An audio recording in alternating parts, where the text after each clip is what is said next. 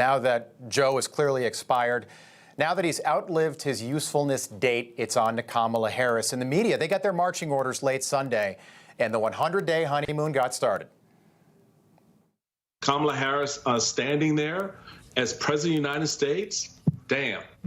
Like I said, this could be bigger than Obama. Kamala Harris has the energy they know it takes to defeat Donald Trump. A phenomenal candidate, a ton of energy. She had this great speech where she was talking about all these different things. We have an incredible candidate that I know Kamala Harris is, she's going to win this. I just felt goosebumps as I heard myself saying, that's Kamala Harris and she's going to be the next president.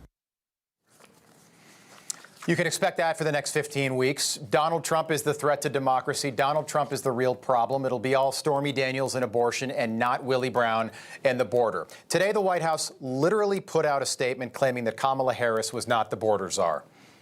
Yes, she is. She still is. And the scary thing is, with only 100 days left till the election, this all might actually work. As Democrats jump on the Kamala coronation train, it's already started. Hard to believe. It's remarkable how quickly Democrats just moved on from Joe Biden. No time for re-election, no time for reaction, no time for legacy talk. The man who got the most votes in history tossed into the trash bin of history that fast, relegated to the Oval Office. Don't come out, Joe. Joe told the world he wasn't running on Sunday. And wouldn't you know it, by Monday morning, Democrats had closed ranks behind Kamala Harris. By Tuesday, she was literally campaigning in Milwaukee, which would be like you getting married to someone that you met that very same day, the day after you got your divorce, right? Don't be fooled by the trickery. Don't be fooled by the tomfoolery or the ballyhoo. This is all very simple. When you think about Joe Biden, think about Kamala Harris. They are the same thing politically. Kamala is a radical California Democrat. She's more radical than Joe, and it's that simple. Do not be fooled by the 100-day magic show that the media is about to put on for you. Clap yes, but do not be fooled. And as Barack Obama said years ago, do not underestimate Joe Biden's ability to F things up completely. Joe could still ruin their plans. It's ironic, really, if you think about it. COVID-19 gave us the basement version of Joe Biden in 2020, and COVID-19 took him away on Sunday. How fitting.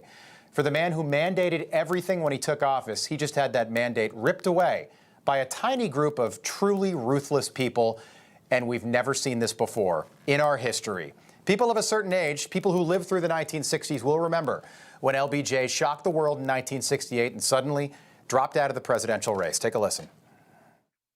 I do not believe that I should devote an hour or a day of my time to any personal partisan causes or to any duties other than the awesome duties of this office, the presidency of your country. Accordingly,